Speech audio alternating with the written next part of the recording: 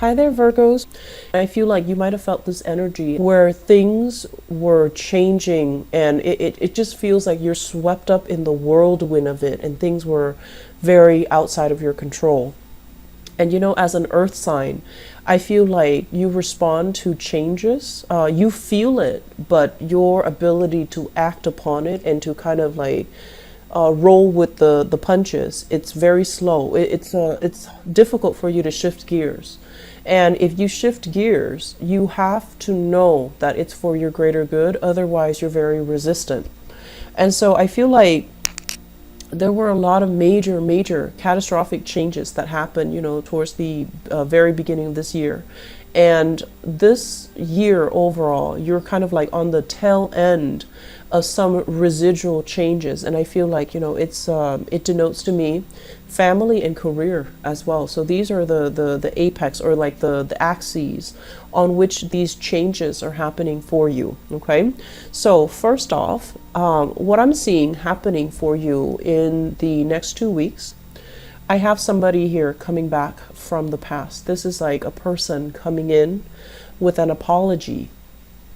However, I feel like they want to say, I'm sorry, because it's expected of them. They don't really understand on a deep rooted level what they're supposed to be sorry for. So I feel like they're just going through the motions to say that they're sorry. And so I do see, crocodile tears that did come to mind.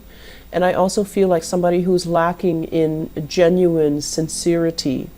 And I feel almost like they're a little bit of a charmer. They know how to kind of manipulate people around them. And they can be very charming, persuasive, intelligent, and smart. But they do have like psychopathic tendencies where they kind of take advantage of other people and they kind of use other people. Okay.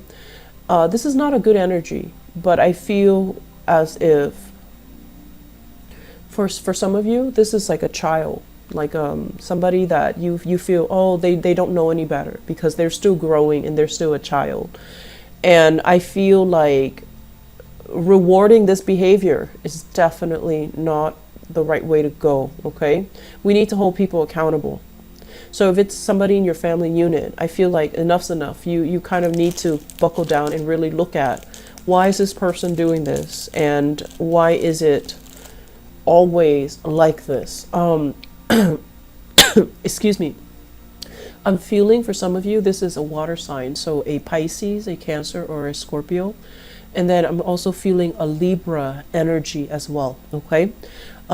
I feel like we need to exercise detachment and we need to exercise tough love in this situation. Okay. No matter how much we care about this person, we need to hold them accountable. And then I'm also feeling as well, in your household unit, I'm getting a very strong, big pregnancy vibe. Okay. Family expansion, thinking about moving in with another person, thinking about as well getting involved or taking the relationship to the next level with another person, buying property, moving in, getting married, family planning, getting pregnant. So like these big things concerning relationship and family, I feel like they're coming in. For those of you who have had very, topsy-turvy relationships with parents, I feel like things are going to even out. Okay. Like, there is a coming together. There's a sense of communion. There's a sense of like everybody gathering together, laying down the sword, no longer fighting, and just aiming to have a good time in the limited amount of time that you are spending with them. I see many of you are consciously limiting your time, taking care of yourself, limiting your time that you're spending with toxic people. So you're not completely, cutting them out, but you're drawing very clear boundaries. You're demarcating or setting aside specific time windows where they can enter your space. And then, very quickly you can withdraw so that they know where they stand with you. So I feel like that's really good. I'm also sensing as well, they're saying here, meddling parents. So you might be a parent, and might be meddling in your children's love relationships. Please don't do that. Okay. we are all entitled to our opinions, but you know, children, unless they're dating like a murderer or somebody who's just, you know, full of vices, it's really important for them to for us to be respectful of their decisions. And it's important for us, as much as we love, to allow the other person to go through their life lessons the way that they know how. Okay, we don't have to be supportive of everything, but refrain from, I guess, like giving advice when it's not solicited. Okay, you can be very judgmental when it comes to the people that you love and the people that they're dating. And you might have a tendency to think that like, oh, you know, my kids are like perfect and no one is going to be perfect enough for them. So refrain from thinking that way, and refrain from using your love to kind of like wanting to use your love and I guess like impose upon other people what they should or should not do, because I feel like that's very counterproductive. That's going to isolate you from the people that you love. And then likewise, for those who are dealing with very, very controlling parents, they're meddling in your love relationships. They're like, they're kind of overstepping their boundaries. They're constantly around. So I feel like, you know, family members as well butting into your relationship, or there's an element here about somebody. It's like too many people involved in the relationship, and it can feel very awkward. It can feel like you don't have your privacy. It can feel just like you're not comfortable. So I do see that element coming through. I feel for many of you, it's like families and in-laws, family members and in-laws kind of meddling in the relationship. This is what you should do. This is what you should eat while you're pregnant. And it's just like, you know, they care, but they're being invasive, and they're being a little bit too nosy. Okay.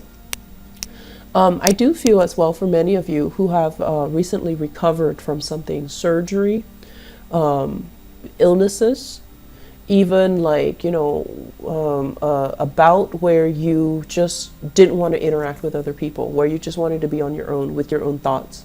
I do see a lot of people kind of cocooning themselves in their room or in their house, trying to get a manuscript done, trying to get some things off the ground so that they can approach a publisher, so that they can catch up on work. And then I want to say so that you can collect the commission checks. So you're like obsessively trying to get things wrapped up, and then there's like a commission check coming into the picture for you. I'm also feeling as well, you know, the what I mentioned with family relationship, it is gonna clear up for you, and I feel like there's harmony and a sense of camaraderie being restored. Okay. Moving forward, what I have here for you in terms of, you know, lessons that you should extract from 2017 to help facilitate the 2018 year. What I'm getting here is, you know, you guys have a lot of good insights. Okay, you know exactly why you do things, and you also have a really good read on why people do the things that they do. So I feel like I'm not going to be able to contribute anything. And I just feel like you know what you're supposed to do. You guys are very, very directed. Okay. So my only advice for you guys is, when you see an opportunity and it strikes your fancy, go for it. So the lack of initiative, I feel, is the only problem. So don't make decisions from a space where we are thinking about, oh, I'm stable here, it's safe here, so I'm gonna just, you know, establish my little empire here. When you have like so much out there for you to explore, to take over, to conquer. So I feel like that's the only problem that might have really deterred you from getting where you need to go and getting what you want in 2017. But I feel like many of you are at a point in your life where you're taking the safe route, not because of fear, but because you feel like the timing, you feel like timing's on your side. So you're just like, there's no rush. I want to be a master of this where I'm at right now. I want to pick up all the skills. I want to master it before I feel confident. I can feel confident enough to shift into a new environment. So that's good because you're doing it in a very conscious way, and that's all that I ask. So I feel that, if you see opportunities, just say yes.